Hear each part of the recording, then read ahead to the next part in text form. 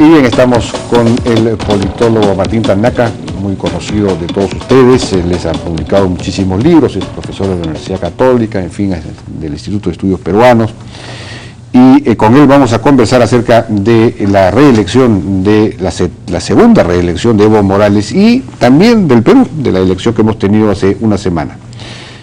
Martín, buenas noches. ¿Qué tal? Buenas noches, gracias por la invitación. Bueno, Evo Morales ha ganado nuevamente con alrededor del 60%, creo que todavía no están terminados los escrutinios. Y bueno, esto es un fenómeno, ¿no? Porque es la segunda reelección, ¿no? Es la tercera elección en la que él ha participado, es la segunda reelección, claro, con cuestionamientos constitucionales, porque se suponía que no podía ir a una segunda reelección, sino, según la Constitución, solo que había una reelección. Pero en fin, lo hizo y lo ha logrado.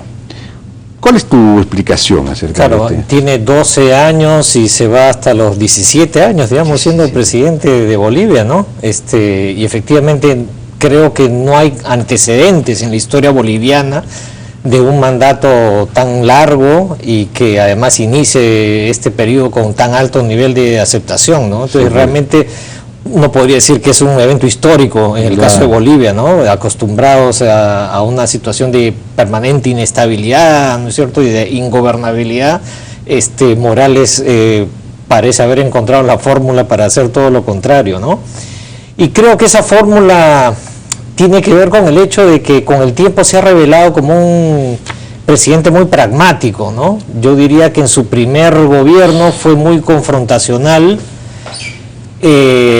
La reforma de la Constitución era su imperativo y era vista como un proceso de refundación nacional, ¿no es cierto?, en donde el tema plurinacional era lo central.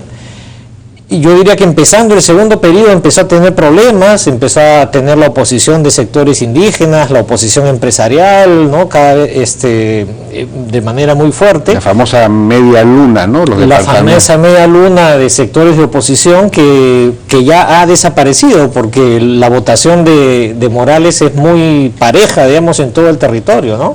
Sí, entonces, toda la gente de Santa Cruz, los empresarios. También ganó en Santa Cruz. Ha ganado largamente, además con una manifestación muy grande. Ahora los empresarios hablan bien de Evo Morales, no sé. Sí, entonces yo diría que lo que al comienzo parecía un proyecto indianista, digamos, al final diría yo que el gobierno, la presidencia o el periodo de Evo Morales se caracterizaría más bien como una especie de populismo nacional popular que recuerda mucho al nacionalismo, al nacional popular, al populismo histórico, ¿no?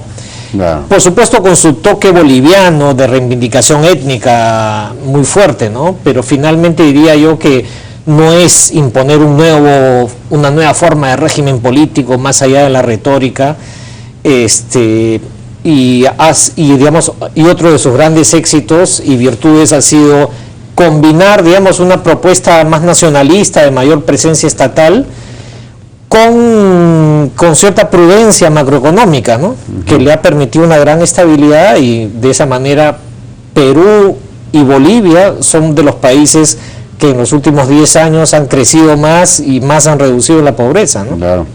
Ahora, a diferencia del populismo clásico, digamos, o del populismo venezolano incluso, Evo Morales no ha nacionalizado, no ha expropiado la economía, no ha expropiado empresas, incluso las empresas del gas no fueron expropiadas, salvo una, creo, me parece, fueron, digamos, se les subió los impuestos de una manera drástica, digamos, ¿no? Entonces él ha podido captar los ingresos de este boom de precios que ha habido en los últimos 8 años, 7 años, digamos, ¿no?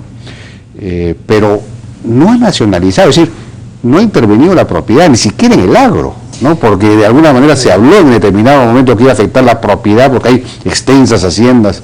Así es, muy limitadamente, ¿no? Ciertamente es un modelo con un acento estatista fuerte, ¿no es cierto? Como dices tú, llevó una renegociación de contratos y a aumentar la participación pública, pero efectivamente no ha caído, digamos, en el extremo de ahuyentar totalmente a la inversión privada, ¿no? No. Al contrario, como que ha logrado un acuerdo pragmático además la prudencia macroeconómica y el enorme respaldo social sobre la base de políticas distributivas y bueno, y un liderazgo político muy fuerte y muy carismático, innegable, ha generado pues como el mejor de los mundos, ¿no? La economía crece a tasas difícilmente vistas anteriormente en Bolivia, socialmente el país se siente más integrado, y digamos, y la retórica tan confrontacional del comienzo ha sido dejada un poco de lado, y entonces efectivamente es una situación en donde todos sienten que ganan, sectores medios, sectores altos, sectores populares, y eso explica que tenga pues un respaldo por encima del 60%, ¿no? Ahora, estaba leyendo que parte del éxito ha sido lo que mencionabas, el éxito de las políticas macroeconómicas. Entonces, ha captado muchos ingresos por la venta de gas y petróleo, aprovechado muy bien los grandes precios y como efectivamente renegoció los contratos y ha tenido por cada, digamos, los impuestos son muy altos a esta actividad. Entonces ha tenido muchos ingresos fiscales y ha ahorrado una parte, digamos, significativa de esos ingresos, y lo que gasta, lo gasta en un gran programa, digamos, en muchos programas sociales. En ese sentido hay un populismo, ahí sí, redistributivo muy grande, ¿no?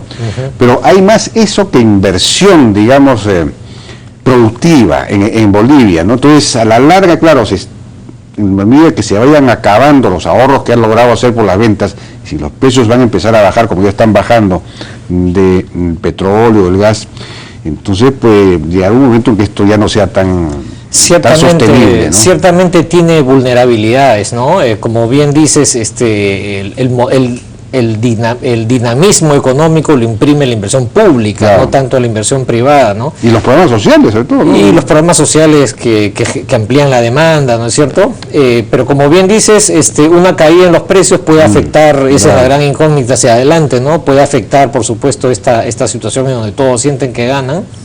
Y por supuesto el otro gran problema es un problema institucional, ¿no es cierto? Un presidente que está 12 años, que piensa quedarse 17, que puede ir más allá, se ha consolidado pues un poder muy, muy personalista, ¿no? Y si bien, así como en la economía ha sido pragmático, en lo político también, digamos, no se ha llegado a los extremos de hostigamiento y avasallamiento de la oposición como en Venezuela, por ejemplo, en su momento.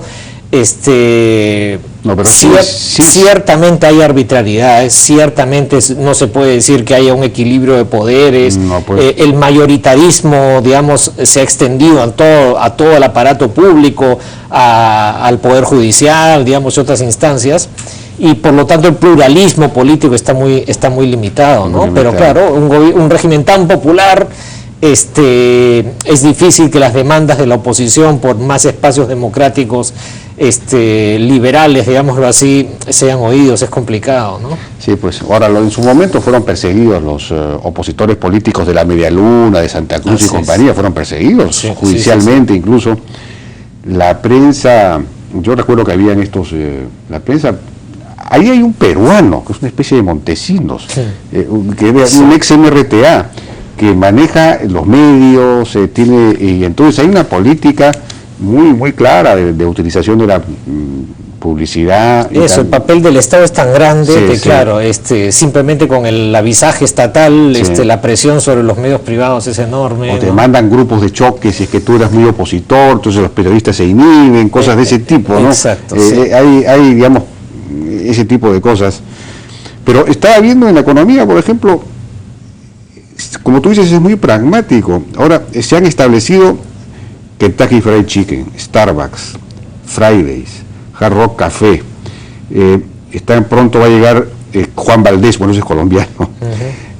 En Santa Cruz hay nuevos restaurantes, centros comerciales, cines, hay megaconciertos, se presentó hace poco la Guns N' Roses en el estadio Hernando Siles de reuniones internacionales, es una cosa ya muy, sigue teniendo una retórica antiimperialista, pero la cultura es muy... Así es, por eso digo que es una situación donde como que todos ganan, ¿no es cierto? Todos sienten que pueden desarrollar lo suyo y es una situación pues medio idílica, digamos, ¿no? Pero hay otra vulnerabilidad que creo que es importante mencionar, ¿no? Que tiene que ver con la debilidad estatal, ¿no? Porque claro, ha aumentado la inversión pública, la política social, ha bajado la pobreza, pero la calidad del Estado, por supuesto, es algo mucho más complicado de hacer y digamos, sí, se ha aumentado el gasto en educación, pero los rendimientos en la calidad educativa siguen estancados, un poco lo que nos pasa aquí en Perú también, ¿no es cierto? O indicadores sociales también de que se prevalencia de algunas enfermedades, es más difícil avanzar ahí, por más que se haya gastado más, por más que la cobertura aumente, la calidad de los servicios no lo hace al mismo ritmo, ¿no? Entonces, y la comparación entre Bolivia y Perú presenta esta cuestión paradójica, ¿no? Que son países con orientaciones sociopolíticas totalmente diferentes, y sin embargo tienen mucho en común en términos de la debilidad de su Estado, ¿no? Y de cómo convertir la prosperidad y la bonanza en una mayor prosperidad a mediano y largo plazo, ¿no? Y tiene que ver con la debilidad estatal.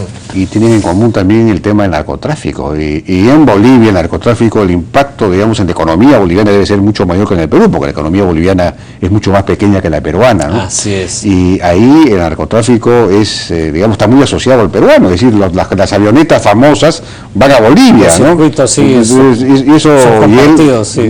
No sé qué política hay frente al narcotráfico en Bolivia. No sé si hay una política en definitiva.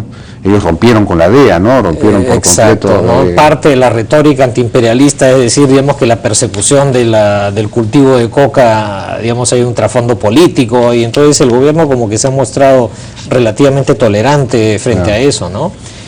Y digamos, y quizá para hacer un salto con el Perú, pues, y lo que se ha visto en las últimas elecciones y lo que está comentando el ministro del Interior que reseñabas al comienzo, uno ve pues que la debilidad estatal en un contexto descentralizado genera oportunidades para que estos negocios internacionales ilícitos y criminales se asienten en países como el nuestro, ¿no? O sea, lo que tienen en común Paraguay, Bolivia, Perú, Venezuela, Colombia, Centroamérica, México, es la debilidad estatal, y en medio de esa debilidad estas mafias, digamos, encuentran un terreno propicio para asentarse, ¿no? Y eso hay que verlo con mucha preocupación. Bueno, en el caso de Bolivia tiene, sin embargo, un poder central, un liderazgo central muy fuerte, que es el de Evo Morales, precisamente, ¿no? Que controla ya todos los poderes prácticamente, como hemos visto. Entonces, no sé, eso de alguna manera...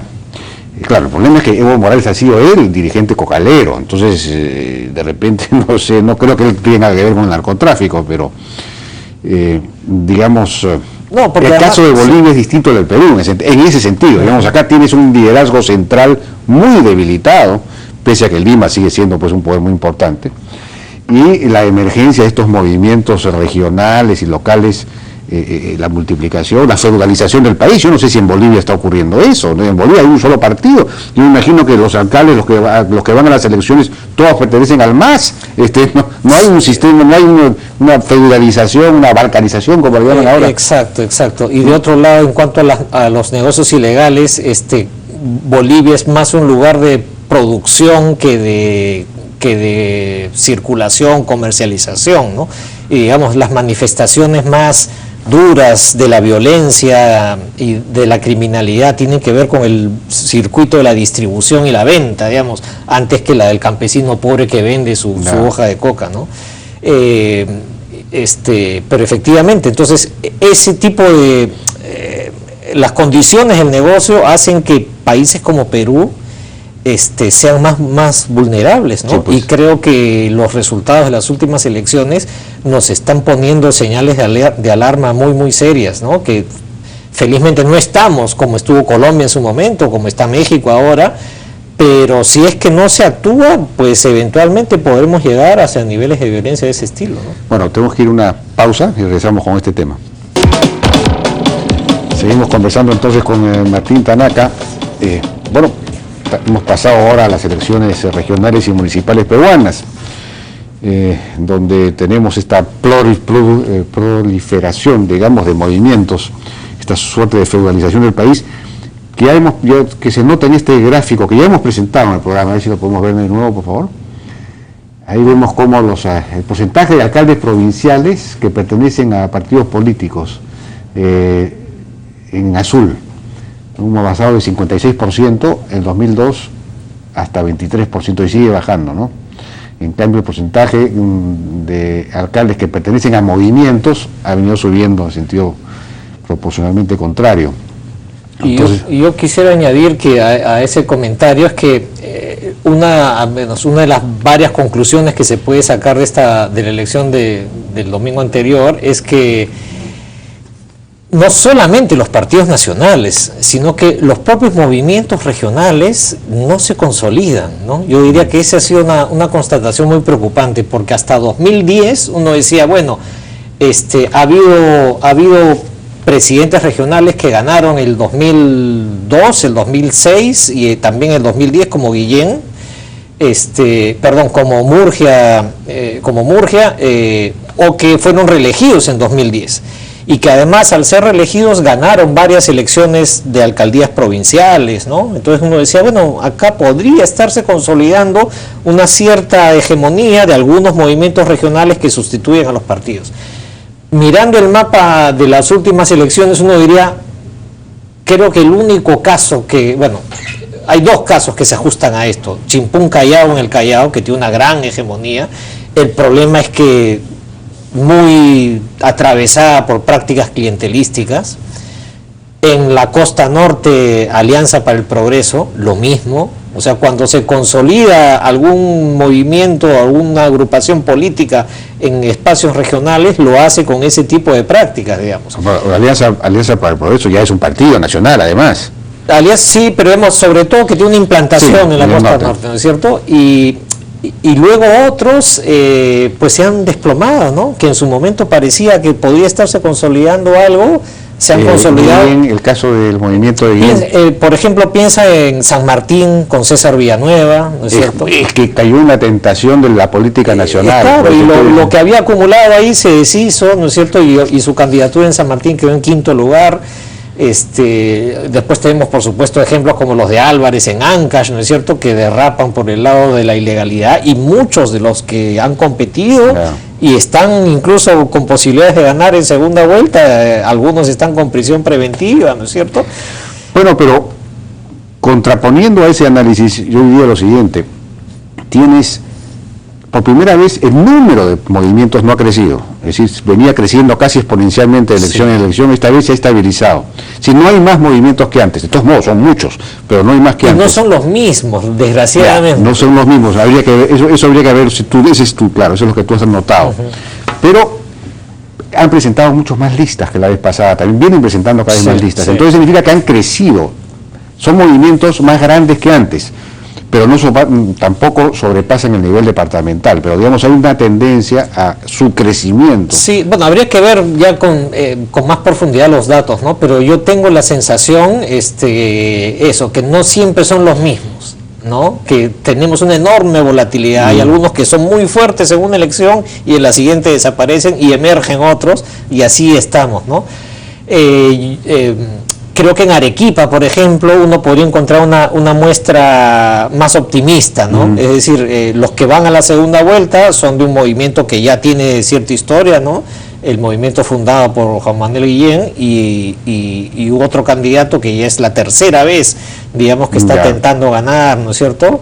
Entonces, bueno, mal que bien, hay cierta continuidad de los personajes políticos, ¿no? Pero en general yo diría que la sensación que queda es que hay demasiada volatilidad entre movimientos, digamos, en el espacio regional. De acuerdo. Ahora sí, si es cierto que al mismo tiempo hay un mismo número de movimientos y esto está presentando más listas, es decir, son movimientos más grandes, habría que estimular ese movimiento hacia su expansión, digamos, ¿no? Pero a nivel regional, uno podría decir que algunos partidos, o los partidos importantes, salvo el APRA, han pretendido recuperar, quisieron en esta ocasión recuperar el nivel regional cuando menos, aunque a nivel provincial y distrital han presentado menos listas, pero a nivel regional han presentado más listas que la vez pasada. Eso ya es una novedad importante. El Fujimorismo, Alianza por el Progreso, Acción Popular, que todavía existe, y ha presentado más listas que la vez pasada. El PPC han presentado relativamente pocas, pero ha presentado un poco más que la vez pasada. En fin, algunos menos. El APLAP ha presentado muchísimas menos a nivel regional, ¿no? Pasó de 22 a 8. O sea que ahí había un intento de construir partido, por lo menos en algunos casos, en estos dos casos principalmente. Había un intento, sí, y yo creo que, como comentábamos en la pausa,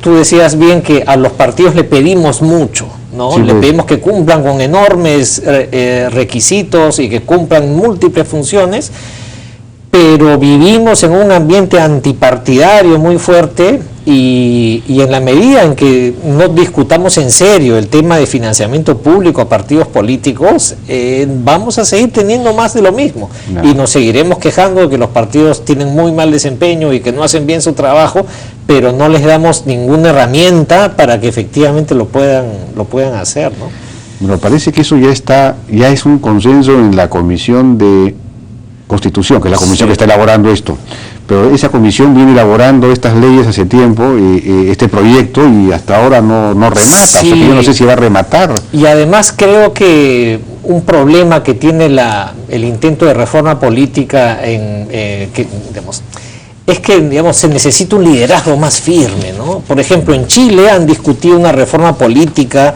que incluía la obligación de registrarse, el voto libre, la reforma de los distritos binominales, ¿no? Y es un tema que la propia presidenta Bachelet, por ejemplo, en su gobierno anterior asumió, nombró una comisión presidencial a la que le dio mucha visibilidad, reunió expertos, convocó a los distintos sectores políticos, académicos, ¿no es cierto? Y trató de generar una propuesta lo más integral, lo más consensuada, ¿no? Yo diría que ese es como el camino, ¿no? Y me parece difícil de concebir una reforma eficaz, digámoslo así, hecha de una manera tan aislada, digamos, de un debate público en el que todo el mundo debería participar, ¿no? Sí, y creo que por eso también, al no haber suficiente presión, se puede caer fácilmente, ¿no? Claro, además hecha por una comisión de constitución del Congreso también muy volátil y con presidentes que cambian cada año. Entonces el nuevo, a quien entrevisté el otro día acá, me parece que no entendía bien los problemas, no lo sé. Exacto. No sabe, pues recién empieza a aprender el tema. Así es. Así no vamos a ir a ninguna parte. Y la magnitud de los problemas creo que exige una reforma integral, ¿no? Porque, vinculando los temas del bloque anterior, los riesgos del ingreso de la criminalidad a la política son muy preocupantes. Necesitamos sobre eso vamos a hablar después de una pausa. Y bien, seguimos conversando con Martín Tanaka. Estamos viendo entonces que se necesita una reforma política, porque de lo contrario, si prolifera, si se profundiza cada vez más esta feudalización política que tenemos, la corrupción, las mafias van a seguir avanzando y adueñándose del país en buena cuenta. ¿Qué habría que hacer? Bueno, para comenzar, lo que acaba de plantear Martín, necesitamos una comisión de expertos que haga una cosa bien hecha, porque esto no es un tema sencillo. Hay muchas discusiones, esto no es 2 más 2, 4, sino es una cosa que hay que pensarla bien. Pero a tu juicio, ¿qué habría que plantear, cuáles serían las principales reformas que habría que introducir? Bueno, a ver, yo creo que deberíamos aprovechar esta coyuntura para pensar en algo como más ambicioso, en el sentido de que como que la agenda mínima es la que más o menos se está consensuando, de que habría que eliminar el voto preferencial, pero son como pequeños parches puestos aquí y allá, ¿no? Y yo creo que habría que aprovechar y pensar una reforma política que sea parte de una reforma institucional más de conjunto, ¿no? Y en donde se discutan estos temas de los partidos nacionales y su representación en el Congreso y, en fin, esos temas, junto con cómo se engancha la representación política nacional con la regional y la local, cómo funciona la representación en los niveles provinciales y distritales. ¿Qué sentido tiene el sistema de representación actual con el número de provincias y de regiones que tenemos? Y digamos, otra de las grandes lecciones que ha dejado el proceso electoral y las gestiones municipales y regionales es que es necesario pensarlo de maneras que vayan más allá de las provincias, de los distritos y de los departamentos, ¿no?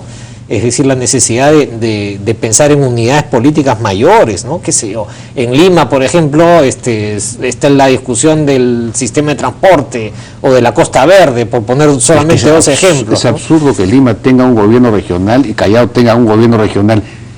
Debería ser un gobierno regional Lima, Callao y Lima y todo el departamento de Lima. Y ese tipo de problemas están en todo el país, ¿no es cierto? Que tienen que ver con una lógica que ha llevado a fragmentar, digamos, la representación política, ¿no? Y yo diría que eso también, y tendríamos que discutir también cuáles son los mecanismos de control de la representación política en lo nacional, en lo regional y lo local, para enfrentar las amenazas, digamos, de la criminalidad organizada, que yo diría que son como el principal desafío, ¿no?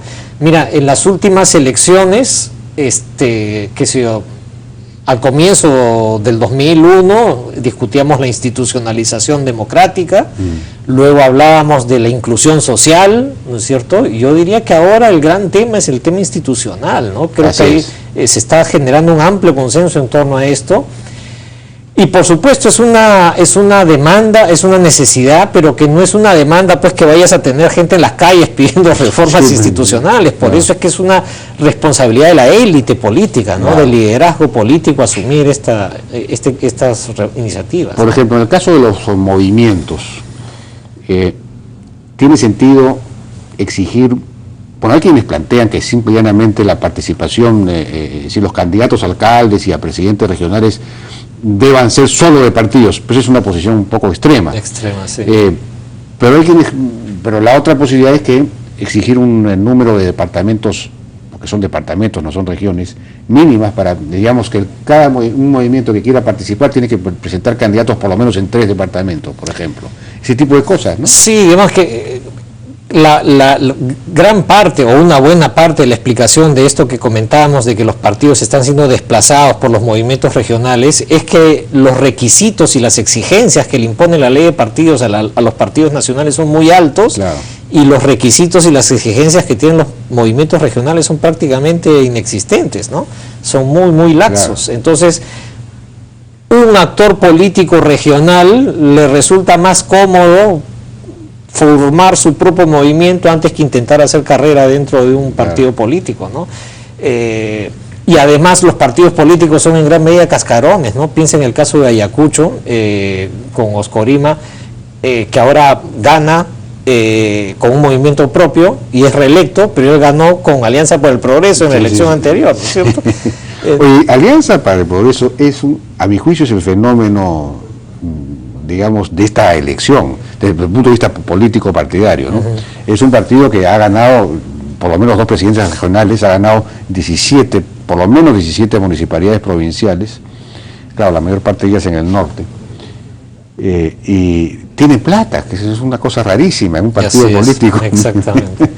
Pero claro, es un partido clientelista básicamente, ¿no? Pero podría convertirse cada vez más en un partido más organizado, más programático, no sé, es un germen, pero...